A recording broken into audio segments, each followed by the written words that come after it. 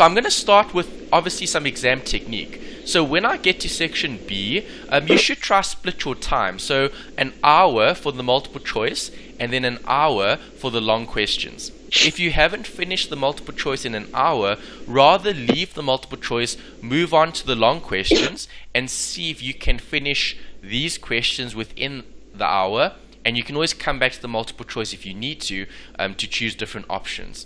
Okay, don't leave out any questions in the exam, because those are marks that you could have got by writing down some of the easy things. Okay, so question 1, 25 marks. So there's 2 questions here. The first one is looking at Mgufuli Trousers Limited.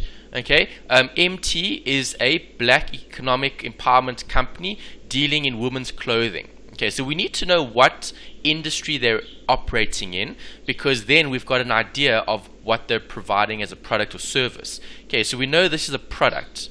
The company is considering factoring its accounts receivable. Do you guys remember what factoring is? Isn't it? That's not that handing it over, hey? It is. When you say handing it over, what do you mean? To who? To your creditors. No, not to your creditors. You're handing over your debtors to your...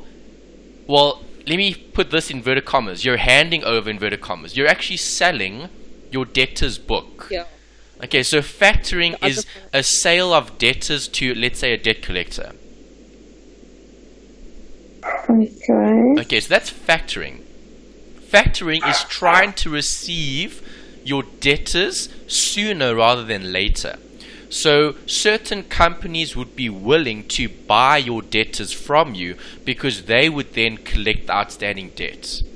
So that helps your cash flow as a business, because you get the outstanding debtors immediately, okay, in the agreement that's in place, okay, with the debt collector. Right, so that's what they've mentioned here. They're considering factoring its accounts receivable due to poor collection efforts by its credit department. Okay, so obviously the credit department's not doing a very good job at collecting the outstanding debtors. So instead of having that department stress over chasing after customers to get payment, they could say, well, they're happy to take maybe 60 cents in the rand for every outstanding debtor. Okay, so they would be willing to take a discount to the actual amount outstanding so long as they receive everything today. It helps cash flow. And if cash flow is the problem, well then that's an option to improve the cash flow in the business, so the business will still be considered a going concern, okay, or the business can still operate sustainably. At present, the company's annual sales amount to 27 million, all on credit. See, that's an important note to highlight, because now you know what the debtors are. Do you agree? Yes. Okay, the factoring house has offered the following terms. So now you've got 2 options. Option 1, the house will charge a service facility of 1% of gross turnover and a finance facility charge of 9% per annum on accounts receivable advanced. At present, the average collection period of MT is 30 days. Right, then option 2. The house will also hold retention of 20% of the outstanding accounts receivable. It is estimated that cost savings of 218,562 will occur for the company as a result of the factoring house administrating its accounts receivable. Okay, MT can obtain an overdraft facility at an opportunity cost of 11% per annum, but assuming 365 days per year. Okay, so do you agree? If I'm looking at option 1 and option 2, I need to try to find the best option that's going to generate the most value for the shareholders. And the value that we're going to be creating for shareholders is either going to be in the form of as cost saving, okay, so we're saving on costs, okay, or we're going to have a benefit that we would derive for maybe keeping the debtors, okay, depending on the situation. Okay, so there's 2 options there. Okay, the first question, 1.1, for 5 marks, that's a lot. Distinguish between non-notification basis and notification basis with regard to pledging of accounts receivable. Okay, that was a theory question coming from page 632. Let me go to that page and just highlight that difference. Okay, this was very specific theory relating to the actual pledging of your debtor's book, or factoring rather of your debtor's book. 632, where is it? 632. Is that in the textbook? Yeah, that's in the textbook. Okay, but if you go to the back of the textbook, page 637. 834. Okay, you've got the glossary. Gives you a nice... Yeah. Okay, yeah, you could possibly find in the glossary as well. You could see it in two places. The page reference I have for this one is page 637. Okay, it's just theory. It's literally taken out of the textbook in terms of notification versus non-notification basis. Right, it's pretty easy to remember because if you just think about this, accounts receivable. Accounts receivable deals with who? Debtors. Debtors, and debtors are your customers. Do you agree? Yeah. Okay, so when you have notification and non-notification, this is looking at the relationship the business has with the debtor, and are they communicated in terms of the changeover whereby you've sold their debt to a debt collector. Okay, so just to highlight the definitions, non-notification basis, the basis on which a borrower, having pledged an account receivable, continues to collect the account payments without notifying the account customer. Okay, that's non-notification. Okay, so pledging trade receivables are made where you're trying to, let's say, use debtors as collateral. Okay, so there's two concepts being spoken about here in this question: the factoring part and the pledging part. Okay, this is looking at the pledging. Right, so if I pledge trade receivables, okay, I can either do that as a non-notification basis or a notification basis.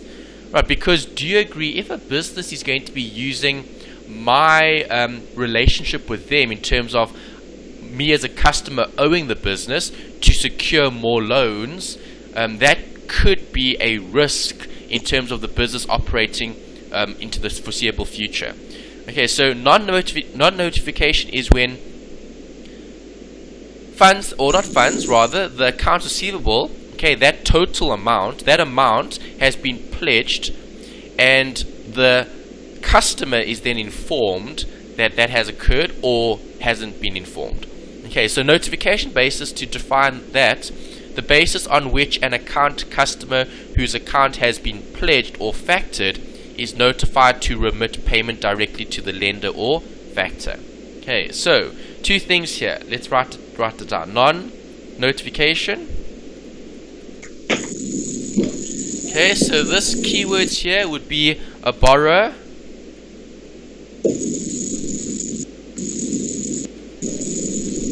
having pledged an amount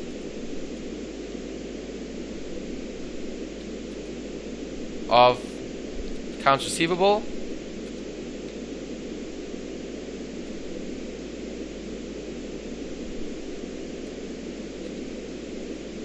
continues to collect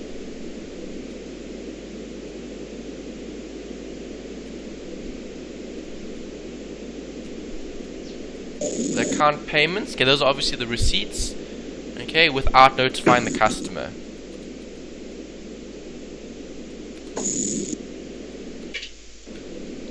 Okay, so that's the one, non-notification. Okay, again, really simple to remember, because just think about notification. Who's not being notified? Obviously the customer, because you've got three role players here. You've got the business, okay, and the customer, and there's a relationship there between those two. The business would have sold something on credit, which would have given rise to a credit sale, which is seen as a debtor.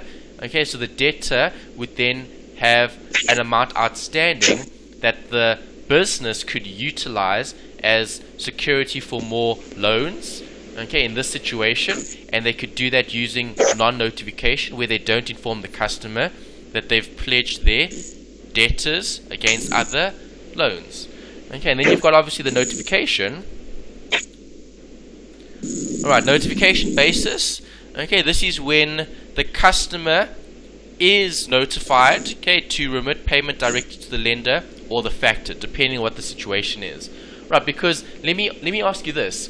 What happens if we've pledged our loan, not our loans, if we've pledged our debtors against more loans and the business can't meet those loan obligations? Who's the bank going to collect from? The debtors. The debtors, exactly.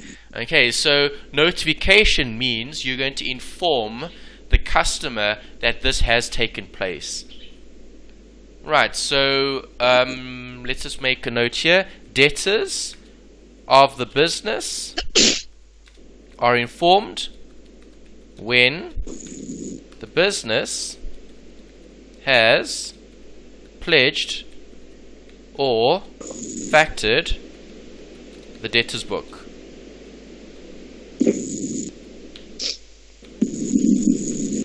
Okay, obviously as a customer or the debtor may have to pay, or the debtor will pay,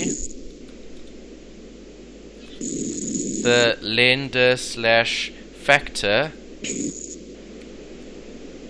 if the business cannot meet obligations.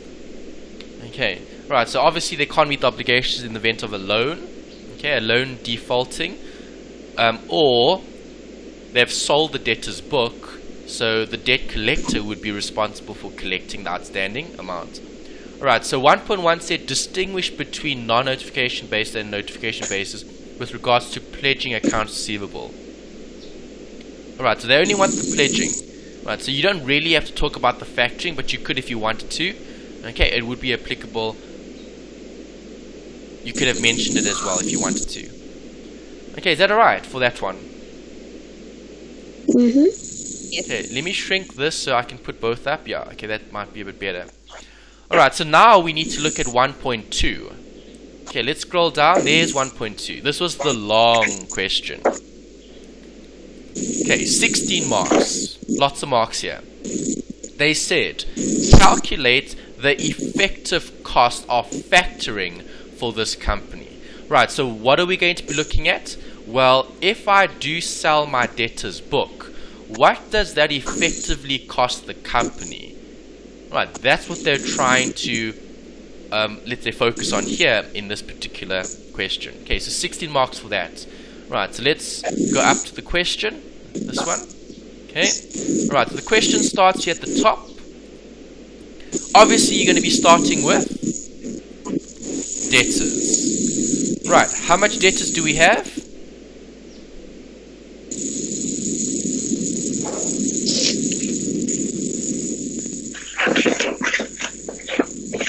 How much debtors do we have? It's that to 27 million.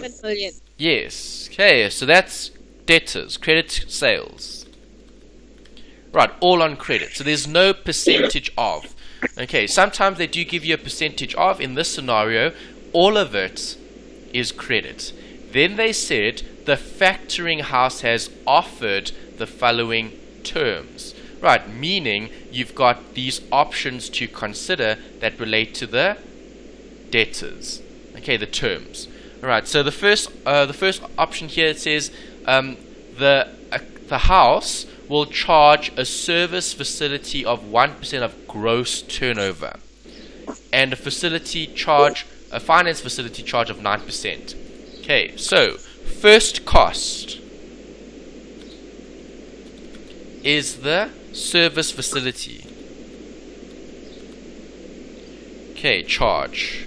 The service facility charge is 1% of 27 million. Okay, so 27, 1, 2, 3, 4, 5, 6 zeros times 1%, 0.01, gives me 270,000. Okay, that's the first cost that this business is going to have to pay for. Okay, What else do we have here? We've got a facility charge of 9% per annum on the accounts receivable. Okay. Advanced. Okay, so that means selling our book. Okay, so if they advance the accounts receivable, there's going to be a charge of 9%. Okay, second cost.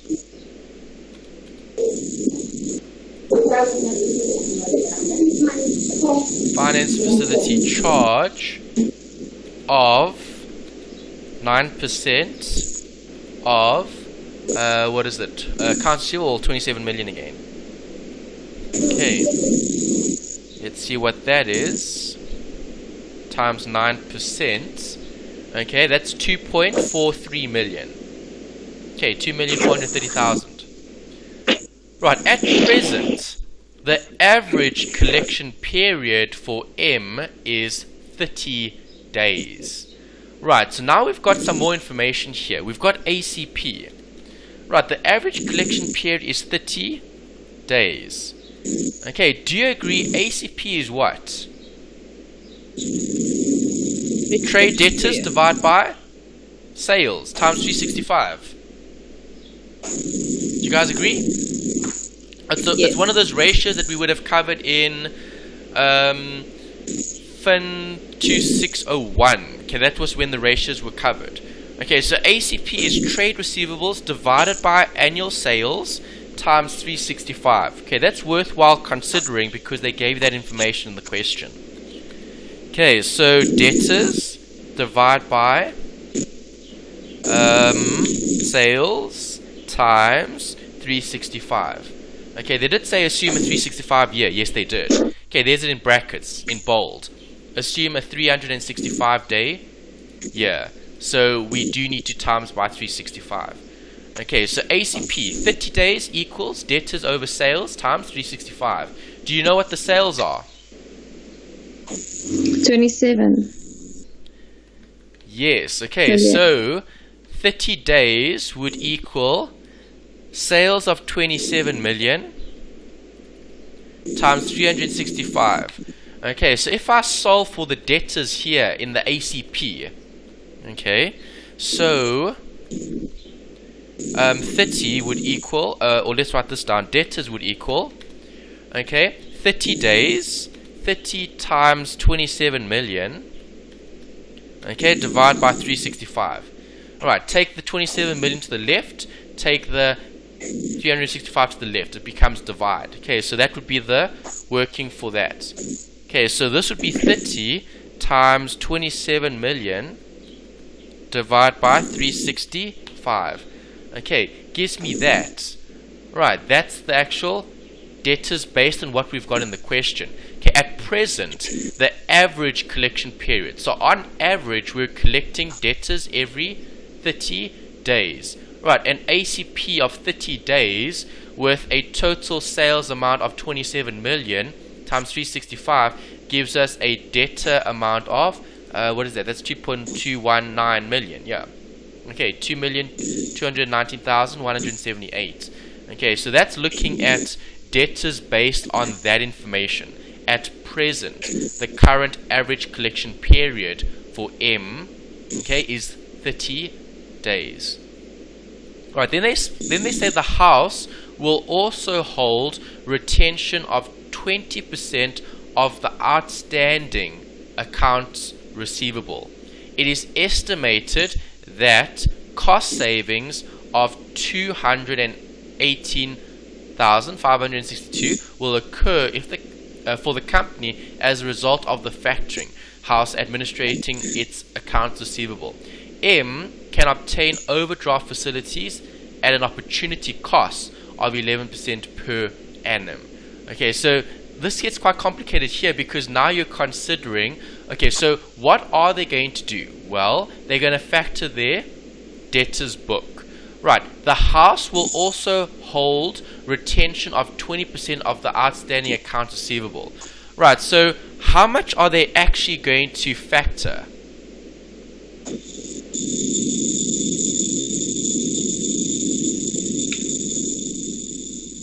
How much are they actually going to factor?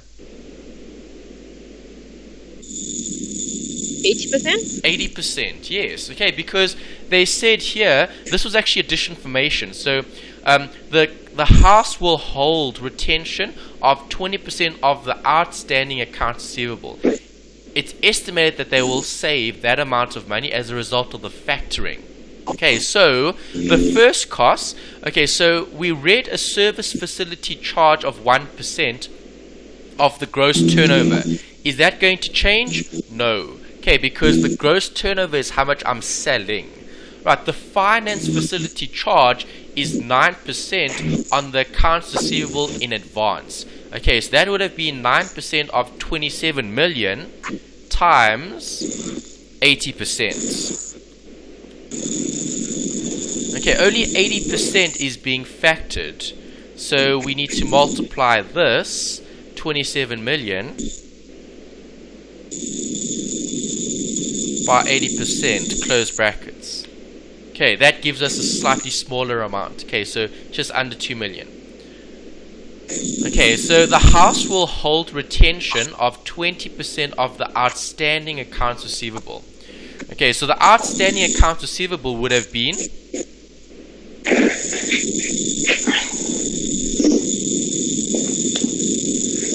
I'm just going to add a line here, or let's move this down. Okay. Debtors, factored, debtors, retention, or debtors retained.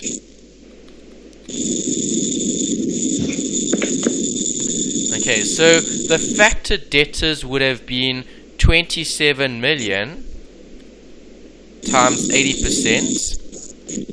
Okay.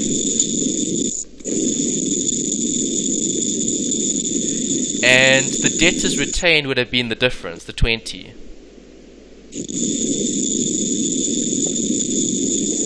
20%. Okay, so that's what we're looking at in terms of what they've mentioned in their question.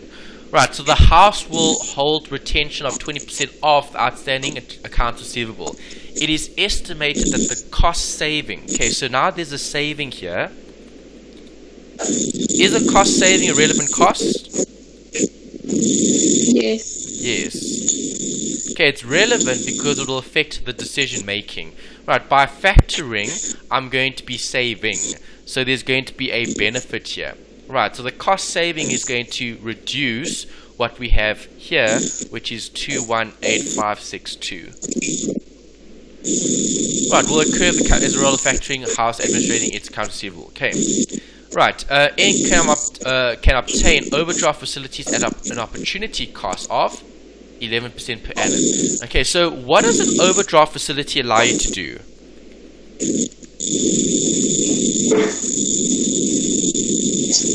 What does the overdraft facility allow you to do? Pardon? Sorry, what did you say? More debt. More debt? Okay, yeah, raising more finance short term.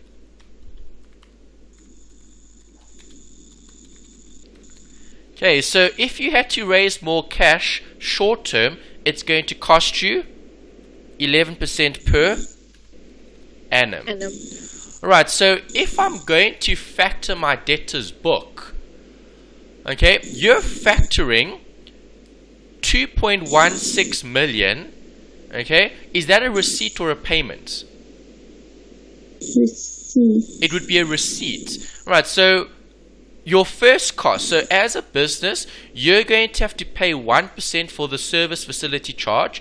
The second cost would have been 9% as a finance facility charge, right? You're going to be receiving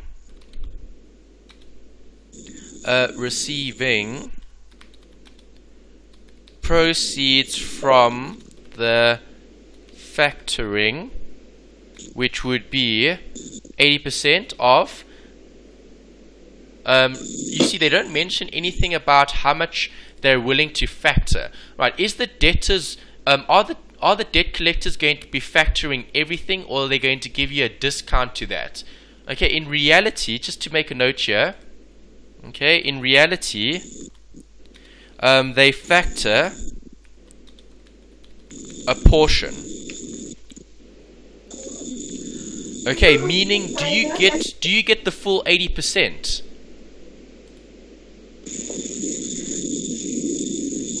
Is the business going to get the full 80% here? Yes. No, they won't. Okay, they won't get the full 80% because then the debt collector's not going to make any profit. Okay, because think about it. Is someone going to give you the full value of your debtors? No, but that's why we're paying them that fee, isn't it? Well, those fees are for the actual factoring of the debtors. Yeah, so those are fees that are applicable here, okay, in this scenario. So that's a cost that's going to be incurred, okay? That's the finance facility charge, all right? So we are going to be receiving what?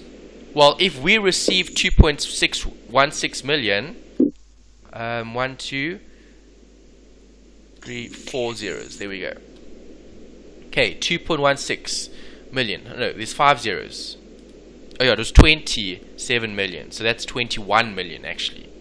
Right, so 21 million, okay, or 21.6 million is the amount that has been factored. Okay, well, that is what we would assume. Okay, so assuming no discount in the amount of debtors. Right, because sometimes they'll give you a percentage of. Okay, so they'll give you a percentage of your debtors because it's in their best interest to collect more than what is owing. Okay, so if the debtors are 21.6 million, okay, the debt collector would want to collect the full 21.6 million, but only pay the business who's factoring the debtors a portion thereof. Okay, so maybe 60% of that amount. Okay, because they would have to receive some sort of benefit for having done this. Okay, but yeah, we can say that that's what their benefit is. It's just the costs. Right, so assuming they don't take a discount and they're going to factor all of that, okay, then their benefit would only be the costs. All right, as you said earlier. Okay, what the factoring actually gets, the business factoring gets. Okay. Right, so what else do we have here in the question? We covered the sales, that was fine. Okay, we spoke about the gross turnover, we spoke about the charge. Okay, so now if I'm looking at this, whose decision, or let's say whose perspective are we going to be looking at? MT Limited, do you agree? Okay, so MT Limited is going to be receiving that. They're going to be paying this. Okay, those are charges, and the cost saving would have been a relevant cost that would have been applicable, which would have been a benefit. Okay, so something positive. Okay, something else to consider is this. MT can obtain overdraft facilities at an opportunity cost of 11% per annum. Is an opportunity cost a relevant cost? Yes. Yes, it is. Right, so do you need to consider it as part of your decision making? Yes. Yes. Okay, so if I'm looking at the opportunity cost, we need to know how much do they actually save by factoring and not using the overdraft facilities. Okay, because remember, in this scenario, there's two options. Option one is to continue operating, but if we continue operating, we're not going to have enough cash to cover the business. So we're going to have to use the overdraft. Do you agree? Mm-hmm. Okay, so if I don't use the overdraft, the other option is to factor our debtors book. Right, so let's take what we've got in terms of debtors owing us. Let's sell this to a debt collector because that realizes cash. Okay, but if I realize cash from having sold my debtors book, there would have been an opportunity cost of the overdraft facility. Does that make sense? Okay, so the opportunity costs here in terms of the overdraft facility. So we need to determine how much would the company have needed, okay, in order to operate if they didn't make use of the factoring, whereby the overdraft facilities would have been used, and they would have been used at 11% per annum. Does that make sense? Yes. Okay, so let's go back and look for that information. Okay, so what are we going to have to consider? Well, we're going to have to consider how much does this business actually have, okay, in terms of their investment in accounts receivable. Right, that's the question mark. Okay, so remember earlier we had this thing here, the ACP. Right, the ACP is important because you need to know what the investment in accounts receivable is. So let me write that down. Investment in accounts receivable. Okay, because remember from a theory point of view, when we covered the theory around debtors, we said that debtors are a form of, inverted commas, outflow, okay, that the business is going to incur because you're financing your customer's purchase. Does that make sense? Yes. Okay, so if you're financing your customer's purchase, are you going to have a cost in terms of investing more in your accounts receivable? Would you? Yes. Yes, you would. Okay, so do you agree, if I'm looking at the investment accounts receivable, I'm going to need formulas. I'm going to go to my formula sheet. Okay, there's average investment in trade receivables. I need that equation, and I need that equation as well. Okay, I need these two. Let's take the first one through. Okay, paste that equation. Why didn't that paste? Copy, paste. Okay, there's the first equation. Alright, and then I also need this equation. Copy, paste. Okay, let's put that there. Alright, so those are the two equations that I'm looking at now currently. Right, what did the question give me? ACP. So which equation are we going to be starting with? The turnover. Do you agree? Yes. Yes. Because you know what the ACP is, right? Yes. Yeah. Okay, so 365 divided by ACP. Okay, I can put in ACP, so I can say turnover is divided by 30. Alright, so 365 divided by 30 is 12,166. Alright, so 12,166 is the ACP in terms of its turnover of trade receivables. That's how quickly I'm selling my, let's say, debtors, or collecting rather. Okay, that's how quickly I'm collecting my debtors. Okay, 12,16 times a year, basically. Alright, so in terms of my average investment, let's write that down here, average investment. Okay, in trade receivables, okay, it'll be my total VC, okay, divided by the turnover of trade receivables, okay, which is 12,166. Okay, well, that's 6 recurring. Okay, that's rounding off to 7. Okay, so average investment in trade receivables is going to be that. Okay, average investment in trade receivables, that's the formula. Okay, so our turnover of trade receivables, which was 12.16, okay, we're looking for either the average investment in trade receivables or the total variable costs. Okay, so now, if I'm looking at my total variable cost, did they mention anything about cost in this question?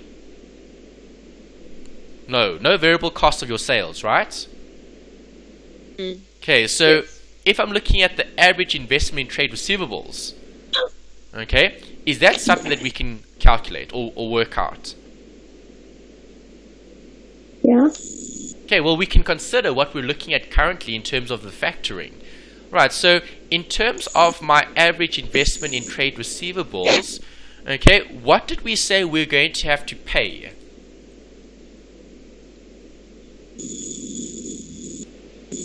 That's 270. And? The 194 for... Yeah, those are the two costs that would relate to the factoring. So in terms of costs, so because I have these debtors, okay, and remember the decision here is to factor the debtors. So if I'm factoring the debtors, okay, I'm going to be realizing proceeds from the debtors, but I'm going to be incurring costs for the debtors.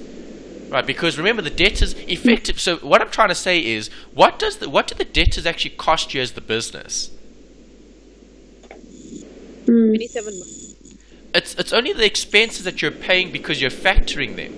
Right, so you're actually making debtors in terms of credit sales, inverted commas, cash sales.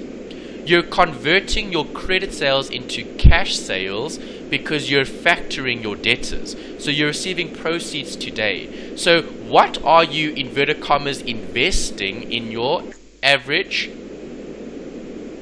accounts receivable? The cost that you would incur for factoring those debtors. Right, because do these costs arise because of our debtors? Yes. Yes, they do. Okay, so the average investment, I would assume, would be those, because we know that in the year I get 27 million. Okay, that's the annual sales. Right, so annual sales for this company is 27 million. We know that debtors will be that, and the debtors will retained will be that. Okay, so is this something that we need to consider? Yes. Yes, why? Because you're still retaining those debtors. Okay, so if you're retaining those debtors, have you received the cash? Yes. No. No, you haven't. Okay, so again, you would have to assume, right, from the information in the question, that this would be a investment in your debtors because you've retained them. Okay, you've kept them. If you keep those debtors, okay, you're financing their purchases. Right. If you factor it, well then you're receiving the cash. Okay, that's the other consideration. So this would be part of the investment, and factoring your debtors, that would have been the cost that you would have incurred for factoring the debtors.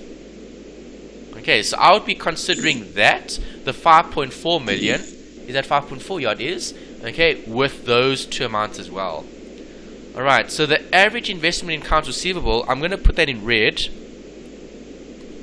Asterisk, the retained debtors, okay, plus the costs of factoring the 80%.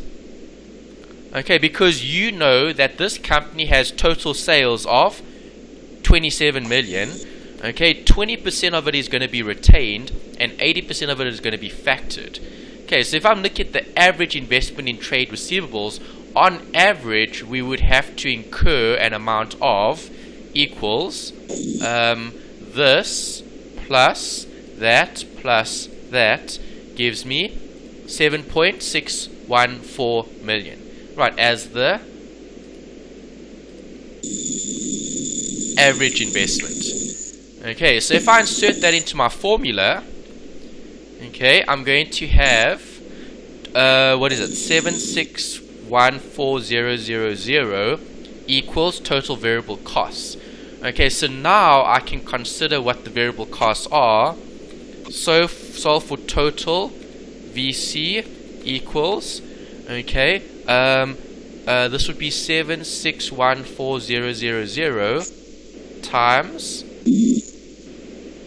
12.166666666 equals what? Let's put an equal sign here. Equals. Okay, that seems a bit too big. Alright, that's the variable cost of 92 million. That seems a bit too big. Okay, so I don't think we need to include, in terms of the factoring of 80%, we would have to include the retained debtors. Let's think about this. Okay, would you have invested in your accounts receivable if you retained your debtors? Yeah, you would have to. Okay, but maybe just to put an asterisk here. No, let's leave that. Okay, yeah, let's put it next to this asterisk. Okay, so NB. Okay, the average investment in trade receivables equals the total variable costs divided by the turnover. The turnover in trade receivables. Okay, that's what we're looking at here. So it's a relationship between those two variables. Right, I don't think we should include it because if I'm looking at the average investment in trade receivables, it comes from the variable costs, and we wouldn't be financing the full amount. Okay, that's the theory. Okay, so we wouldn't have to finance this full amount. It would only be for the costs. Okay, because remember, you're selling things at a markup. Do you agree? Right, so this debtors, this full 5.4 million, will the full 5.4 million be an investment in trade receivables? No, because the investment in trade receivables would only be for the inventory that you've sold, which would have been at a percentage of the total. Does that make sense? Yes. Okay, they didn't give us enough information to cover, okay, the markup on cost or anything like that. So, because I'm investing in something. Okay, so I wouldn't consider that as being part of the average investment that we have at the bottom here. I would leave that out. Okay, let's just leave that out.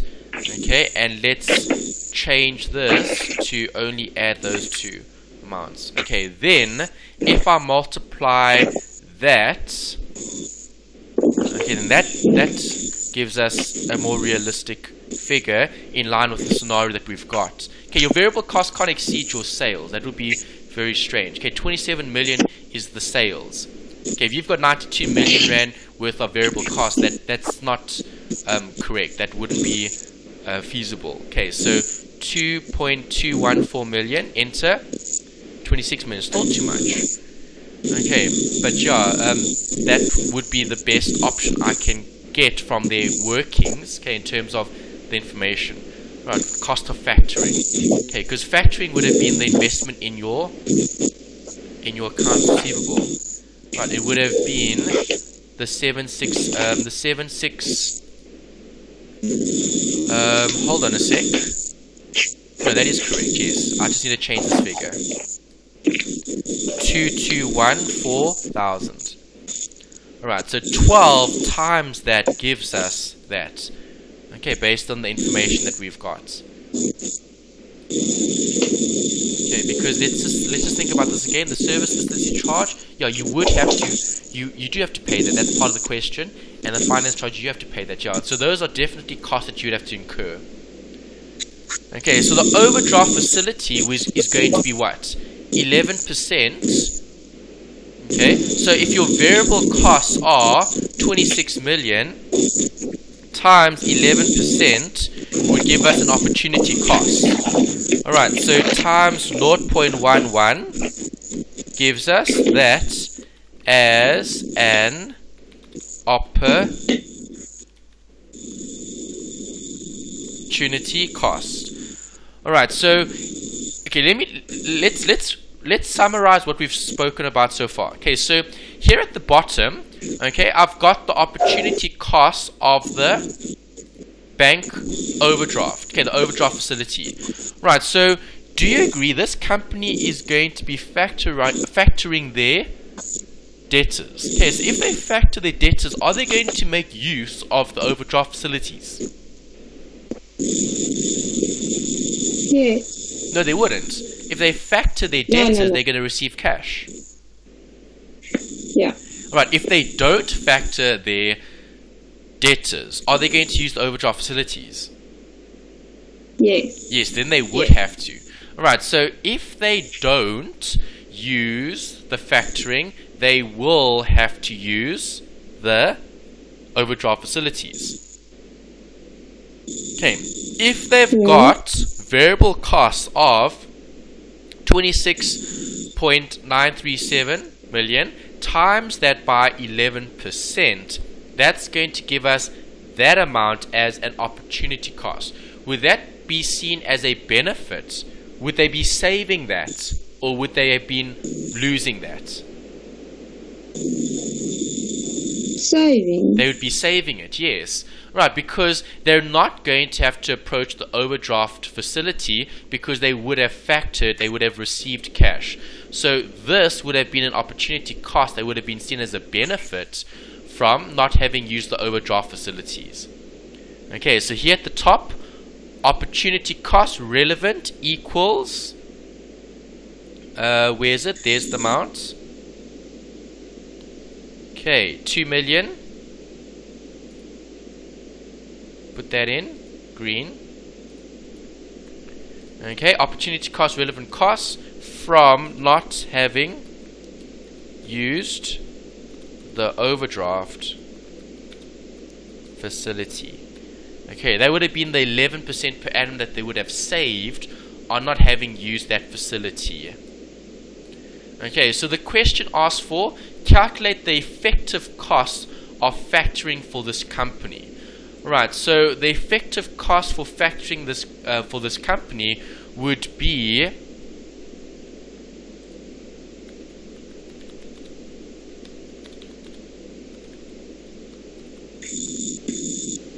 effective cost of factoring. Okay, the total cost would be, let's just write that down. Total cost equal. Okay, what are the total costs here for factoring? Okay, well, when factoring this particular asset, what am I going to pay? I'm going to pay 27,194. Alright, so total cost equals the 270 plus the 1.944. Okay, that's the total cost of the factoring. Okay, so this is the charges. Those are the costs. Okay, how much did the company get? What was their benefit? How much finance do they actually receive as a benefit? Well, that would be the difference, the net amount. Okay, so let me put a total column here. Total column. Highlight it. Okay, the net amount received from factoring is, okay, so what's the net amount? Well, I receive that benefit plus that benefit plus that benefit. Oh, but I'm looking at cash flow. I'm not looking at non-cash items. That's a consideration. Okay, so do I receive this from the business, the debt collector, the 21 million? Yes. Yes, I receive that. Okay, do I receive anything else? Well, the cost saving. A cost saving, is the cost saving a cash flow? No. No. Okay, opportunity cost isn't a cash flow. I don't receive anything. And what else do I have? That was it, hey? Yes. Okay, so the net amount, okay, let me put the net amount here. Okay, this plus minus. Okay, that's what they actually have in terms of the net. So the net benefit that this company gets from having factored their debtors book is 21 million, just under 21 million. Do you agree? That's the net amount. Okay, so if I'm looking at the cost, they wanted the effective cost. Right, so effective cost would have taken those other costs into consideration. Okay, so I'm just going to put two workings here. One for the proceeds received. Okay, so if I receive the proceeds, the cost would be equal to the 2,214,000 divided by, how much did I receive? 21,600,000. 21,600,123. Okay, that gives us an amount of 10.25%.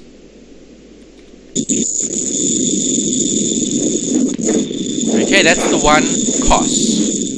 Right, if I'm looking at the effective cost, then I'm going to be looking at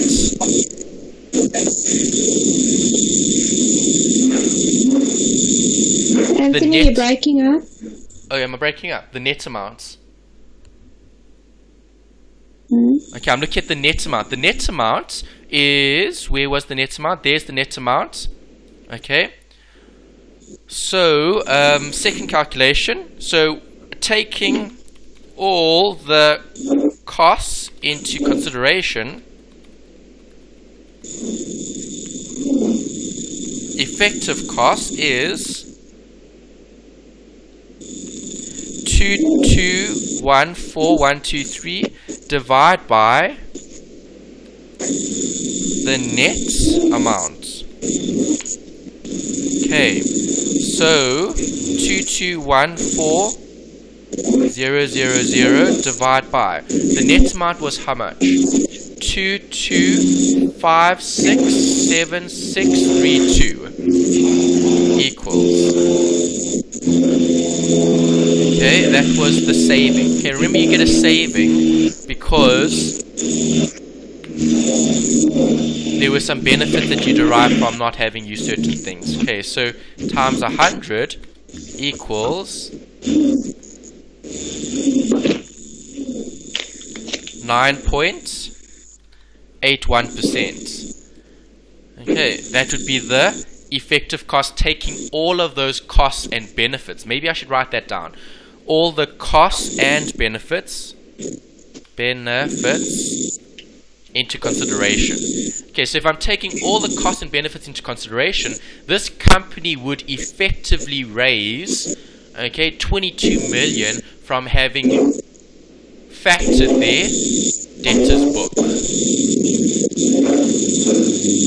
Okay, because do you agree they would have given the company, factoring their debtors book, 21.6 million, right? It would have come at a cost. Okay, so they would have paid this facility charge and that, okay, in order to receive the 21.6 million.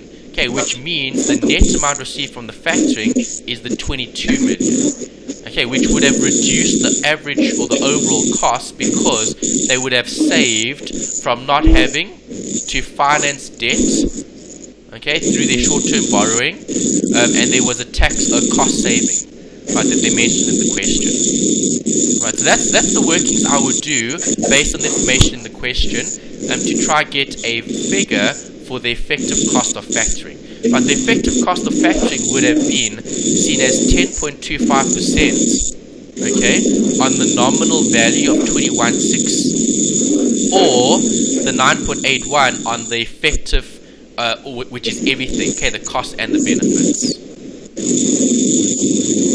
Okay, right, so it's a bit of a different question.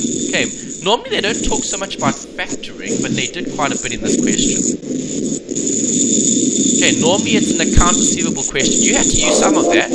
We had those formulas, okay, to get an indication of the variable cost, to determine the opportunity cost of factoring your debtors. Okay, was that the end of this question, or do we have another part? Was there a part 3? Yes, there was. One more. Okay, so let's wrap up with part 3. Based on the information you obtained in 1.2 above, would you recommend factoring of accounts receivable as a viable option for this company? Explain why or why not. Okay, so here's the answer. Right, if I don't factor, what am I going to have to do? I will have to use the overdraft facility, which costs, how much does the overdraft facility cost? 11%, right? If I factor my accounts receivable, the effective cost is your answer that you got above, 9.810511%. Which is cheaper?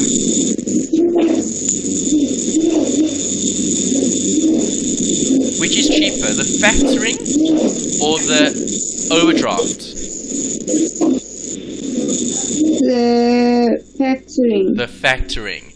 Okay, so do you recommend The business factoring, yes. Yes, I recommend. I recommend factoring account receivable. I recommend factoring accounts receivable because the cost, the effective cost is lower. The effective cost of factoring the debtors is lower than the opportunity cost of utilizing the overdraft facilities. Okay, so that's why. So why or why not? I've explained it. Okay, so the answer, you'll probably get a mark for the yes or the no. Okay, and then your motivation. Okay, factoring would have a slightly lower cost than using your overdraft facility. Okay, is that alright? Yeah. Awesome. Happy with that one? Yes. Great. Okay, so tricky question here. Yeah. Okay. Quite a bit of workings that we had to do there. Make sense? Yeah. Alright, let's save that.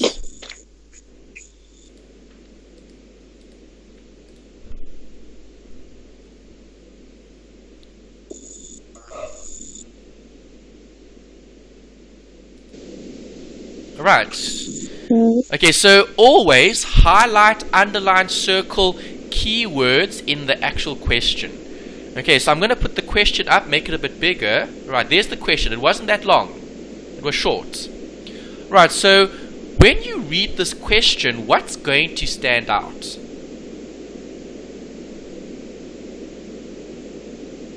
What are we going to do? Change in credit terms. Yes. Okay, we need to look at the change. Right, so in our solution, what must you do? You need to look at the proposed and the new. Okay, same as we did it before. Proposed one side, new one side. I think this was even part of one of your assignments, if I remember correctly. Okay, so I'm going to do it again with you, just to show you the working. Right, good idea here is to look at the required. The required for 2.1 says, calculate the additional profit contribution from sales under the proposed change. Okay, that's 4 marks. Then 2.2 says, calculate the increase in the average investment.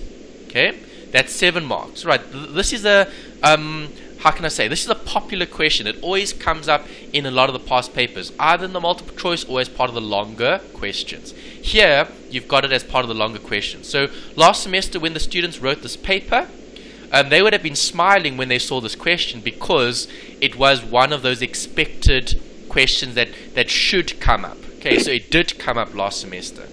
And then what was 2.3 asking you for? The change in bad debts. Okay, was there 2.4? No, there wasn't. Okay, great. Alright, so 3 sections. Alright, so let's start with the easy one, 4 marks. Okay, let's put a heading here.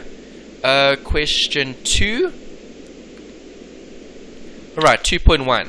Okay, so I'm going to put 2 columns. I'm going to put 1 column for proposed. Let's use current actually first. Current first and then proposed later. Okay, so 2 columns. Column 1 for current, column 2 for proposed. Okay, then I go to the question and I read the question and I'm pulling out information that relates to the sales. Because what is 2.1 focusing on? The additional profit contribution from the sales. Okay, so let's look at that. We've got Chris Cross, a credit manager, has been asked to investigate a proposed change to his firm's credit terms. Chris Cross believes that by increasing the credit period from 30 to 60 days, okay, now we can put that in here. Okay, so current, I'm going to put a note here. Current is 30 days. Okay, and then proposed is bracket 65 days. Right, so let's discuss the theory. If we're extending our credit policy, do you think the sales are going to increase or decrease? Increase. Definitely increase, right? Yes. Okay, we would assume that those sales are going to increase because now it's easier for people to pay off those debt, okay, or those accounts. Right, so now we know that sales will increase significantly. He estimates that with the credit change, annual sales will increase from the current level. Okay, so current level is 3 million. Okay, I'm writing that down. 3 million to a new level of 3.6. Okay, 3.6 million. What is that? That's the sales. Alright, so there's the sales, current and proposed. A total of 80% of this increase is expected to come from new customers, while 20% is expected from existing customers. Is that important for this question? Yes. No, it isn't. You don't have to split it. It doesn't matter where the customers come from. It could have been new or old customers. The sales have gone up. Do you agree? Okay. Where's the note about the variable cost? There's it. Okay, crisscross further indicates that with the extended credit period, the firm's average collection period will increase from 45 to 90. Is that important for the first bit? No. In addition, bad debts are expected to increase. Is that important for the first bit? No. The firm's variable costs amount to 80% of each £1 of the firm's sales. Is that important? Yes. Yes. So let's put a heading. VC, variable costs. Okay. 80% of every £1. So I take the 3 million and I times it by 80%. That gives me variable costs of 2.4 million for the current scenario. Okay, then I do the same thing for the proposed. Times 80%, that gives me 2.88 million.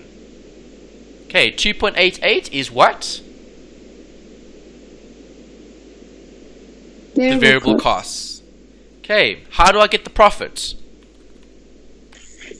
Subtract. Yes, subtract. Okay, so in the current scenario, sales of 3 million minus 80% of 3 million, which was 2.4, gives you 600,000. Same thing here. In the proposed, sorry, I said proposed initially. It was current first. Sorry, current was the first one. Okay, so current was 3 million minus 2.4, gave you 600.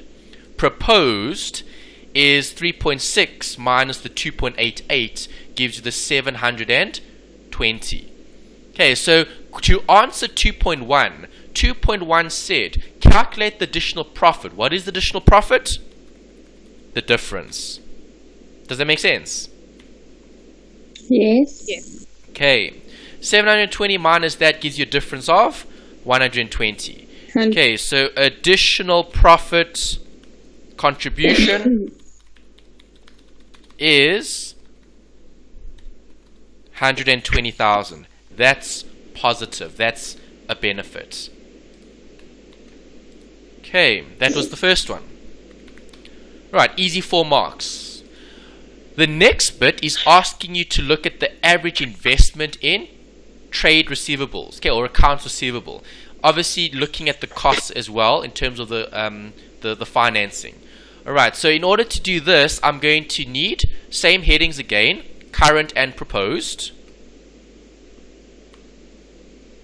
Okay, we've got the ACP, obviously. We need to write that down as well. Okay, so ACP is 30 days under the current and 65 days under the proposed. No. That was your policy. Sorry, that was your policy. I actually need to write a heading here. That was the policy. Okay, so your policy was to collect within 30 days or to collect within 65 days. The ACP is 45 days and 90 days. Do you agree? From the question, they said ACP increases from 45 to 90. Do you agree? Yes. Yeah. Okay, that's given in the question. Right, remember those fancy equations that we had earlier? I'm going to need them again. Right, make sure you've studied these 2 equations because they're popular. They get tested often, so I'm going to put the first one here. Okay, and I'm going to need the other one as well. Copy, paste. Alright, I'm going to make them a bit smaller so we can do the workings on the side here. Okay, for each of them. Okay. Alright, so let's have a look at the first one. Okay, the current scenario. So, current scenario, the turnover of trade receivables is going to be what? 365 divided by 45. Do you agree? Okay, that gives me 8.1111. Right, that's the turnover of trade receivables. That's this bit over here.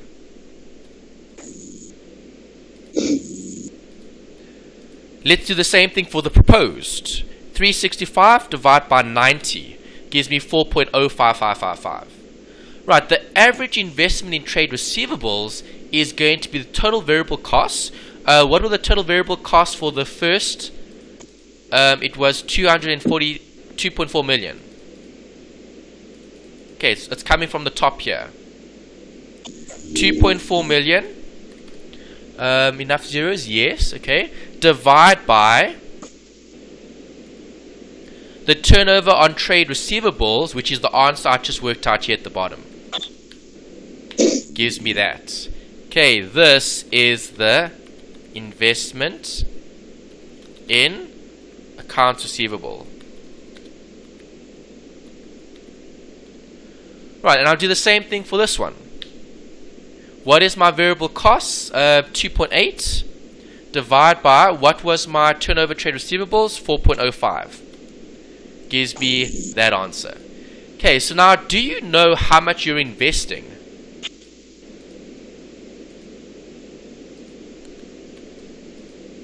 Yes, you do. Okay, you're investing how much? 710,137 for the proposed. We're looking at the marginal, which is the difference. Do you agree? Okay, the question asked you to calculate. Where's the question? Here.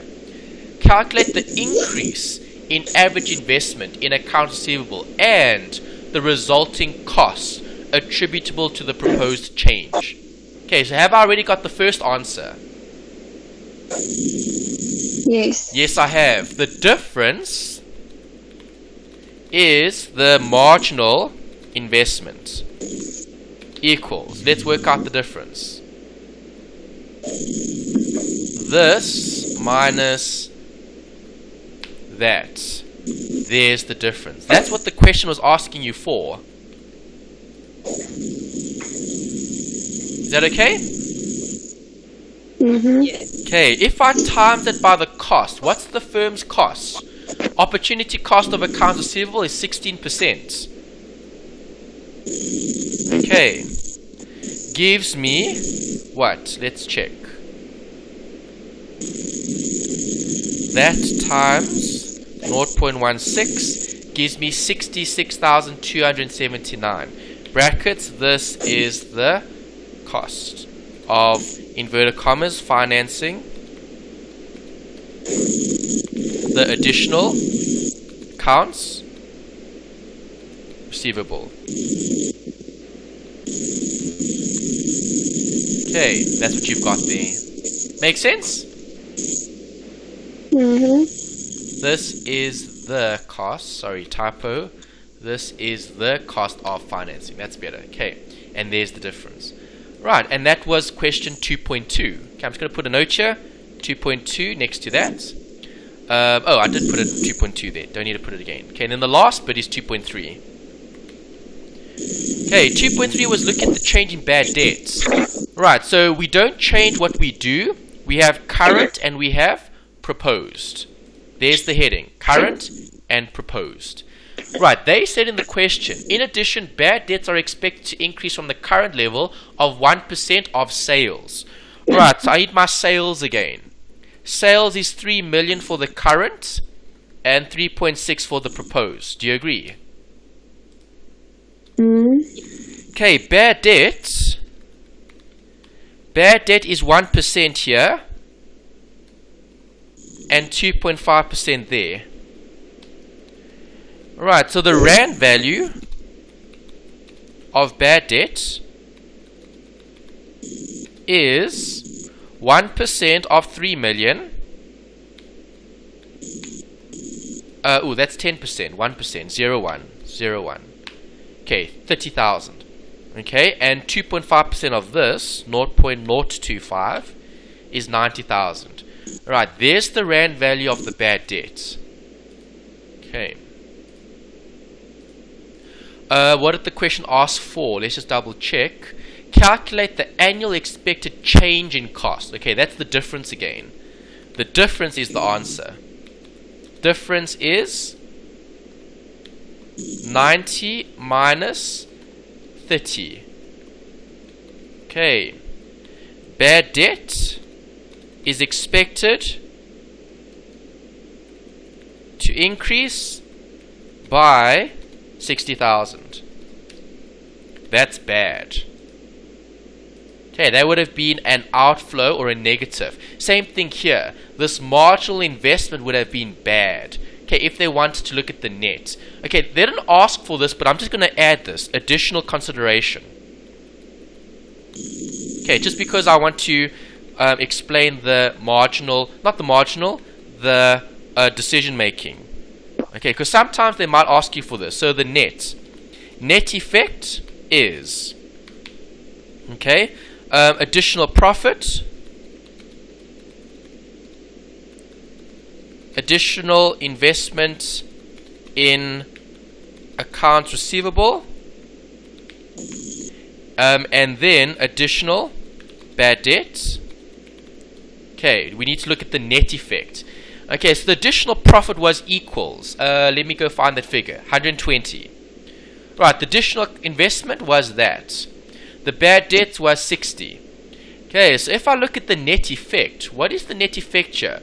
They didn't ask for this, but I'm just considering it. Okay, would the company go ahead with this? Well, profit minus.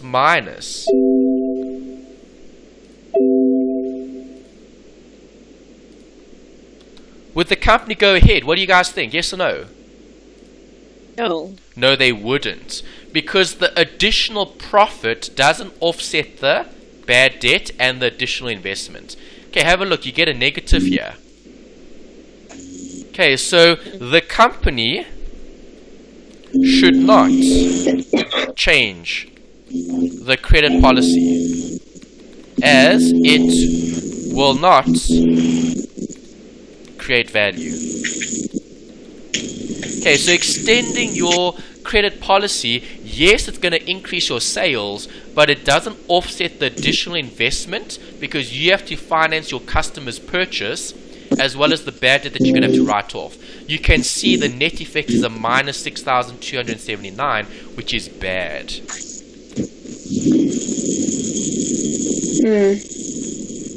Okay, so the company should not change its policy. The company should keep its existing policy. Changing the policy doesn't benefit the company. But they didn't ask you for that. Question 2.3 was the last question, and then there was rough work paper. Okay, and that covers October, November 2016. How are you guys feeling about the long questions? Not so bad, hey? Question 2 was easy. Question 1 was the tricky one. Alright, so good exam technique. You should have started with which question? Question 2. Always start with the question that you're most comfortable with, because then you can get easy marks and it doesn't take up too much of your time as well. Okay, because I do think both of you would have easily have gotten either 15 out of 15 for this question, or maybe 12, 13, 14 out of 15. Okay, you would have done really well because it was a straightforward question, very similar to the ones we've seen in the examples. And the assignment even. Yeah, it does look easy. Yeah, it is easy. It follows the structure that you have in the textbook as well. Okay, we went through, when we were going through the theory a few weeks back, I took you guys through the example in the textbook because the textbook shows the correct way of approaching the working, okay, the calculation. Right, sometimes they make 1 or 2 errors, and that's why I prefer using the textbook rather than the study guide. Okay, because the textbook would be correct in terms of theory. Okay, happy with that one?